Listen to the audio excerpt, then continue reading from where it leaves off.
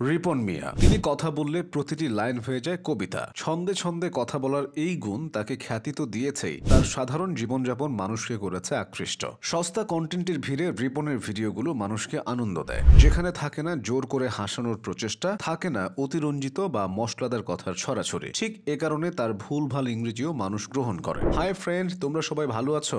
I am Ripon video, তোমাদের মাঝে এসে গেলাম একটা ছন্দ বলতে। এভাবেই ফেসবুক লাইভ অথবা ভিডিও নিয়ে হাজির হন রিপন মিয়া। কখনো গোসল করতে গিয়ে ভিডিও করছেন, কখনো বা খেতে বসে ভিডিও বানাচ্ছেন। মানুষকে হাসানোর সকল উপায় রিপন মিয়ার জানা আছে। ফানি কন্টেন্ট বানিয়ে তিনি যে পরিচিতি আর জনপ্রিয়তা পেয়েছেন, মূলধারার অনেক কন্টেন্ট ক্রিয়েটররাও সেটা অর্জন করতে পারেননি। রিপনের ফেসবুক পেজ রিপন মিয়ার ফলোয়ার সংখ্যা প্রায় 6 লাখ। আপলোড করার পরপরই তার ভিডিওগুলোতে লাইক, কমেন্টস আর শেয়ারের বন্যা বয়ে যায়। জনপ্রিয়তা পাওয়ার পর অনেকেই রিপন মিয়ার সাক্ষাৎকার নিয়েছেন, সশরীরে তার সাথে দেখা করেছেন। সম্প্রতি তার সাথে দেখা গেছে আঞ্চলিক ভাষায় কন্টেন্ট বানানো ভাইসাবকে। ভাইসাব রিপন মিয়ার সাথে আড্ডা দিয়েছেন, গান করেছেন। তবে এত কিছুর পরও বেশিরভাগ মানুষ এই রিপন মিয়ার পরিচয়টা জানেন না। রিপনের বাড়ি নেত্রকোনা জেলায়, নেত্রকোনা সদরের দক্ষিণ বিশরায় তার বসবাস। পেশায় তিনি কাঠমিস্ত্রি, পড়াশোনা করেছেন 3য় শ্রেণী পর্যন্ত। একটা সময় আসবাবপত্র তৈরির দোকানেও কাজ করেছেন। সেই কাজের ফাঁকে ফাঁকে মোবাইলে ফেসবুক দেখতেন। বুঝে উঠতে পারতেন না আসলে ফেসবুকে কি লেখা রয়েছে। 2019 সালের কথা, সে বছর ঈদে তিনি একটি ভিডিও বানিয়ে ফেসবুকে আপলোড করেন। সেই ভিডিওতে নিজের বাসায় বন্ধুদের ঈদের দাওয়াত দিয়েছিলেন। ভিডিওটি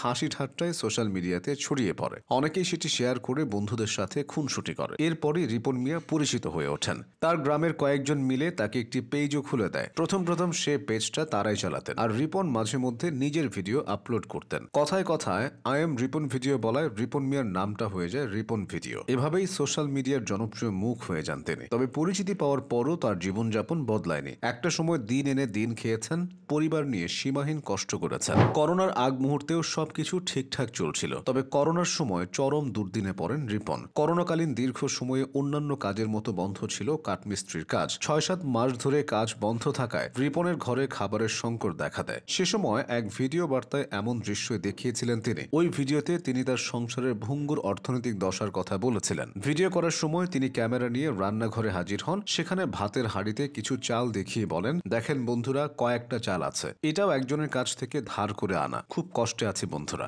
অবস্থা এমন হয়েছিল যে ওই সময় একটা পিয়নের চাকরি হলেও তিনি সেটা স্বাচ্ছন্দ্যে গ্রহণ করতেন। তবে এখন দিন বদলে গেছে। বর্তমানে রিপন নিজেই নিজের সোশ্যাল মিডিয়া দেখভাল করতে পারেন। ভিডিও থেকে তার আয়ও হয়। সবচেয়ে বড় কথা হলো পরিচিতির পাশাপাশি তার গ্রহণযোগ্যতা বেড়েছে। বছর দুয়েক আগে সবার ট্রোলের শিকার হলেও এখনকার পরিস্থিতি সম্পূর্ণ উল্টো। তিনি সম্ভবত একমাত্র কন্টেন্ট ক্রিয়েটর যার কন্টেন্টে আভিজাত্য বা চাকচিক্য থাকে না। এভাবেই তার উঠে আসা। তিনি বিভিন্ন জায়গায় ঘুরে বেড়াচ্ছেন, নানান মানুষের সাথে পরিচয় হচ্ছে, কিন্তু নিজের বলা ছন্দ ও মানুষকে হাসানো ছেড়ে দেননি। সম্প্রতি তিনি ইউটিউবেও সক্রিয় হয়েছেন। সবাইকে তার চ্যানেল সাবস্ক্রাইব করে পাশে থাকার অনুরোধ জানিয়েছেন। আর 10 জন কন্টেন্ট ক্রিয়েটর থেকে রিপন মিয়া একেবারেই আলাদা। আঞ্চলিক ভাষায় তার বলা কথাগুলো এখন লাখ লাখ মানুষের হাসির কারণ। কয়জন মানুষই বা এভাবে জনপ্রিয় হতে পারে?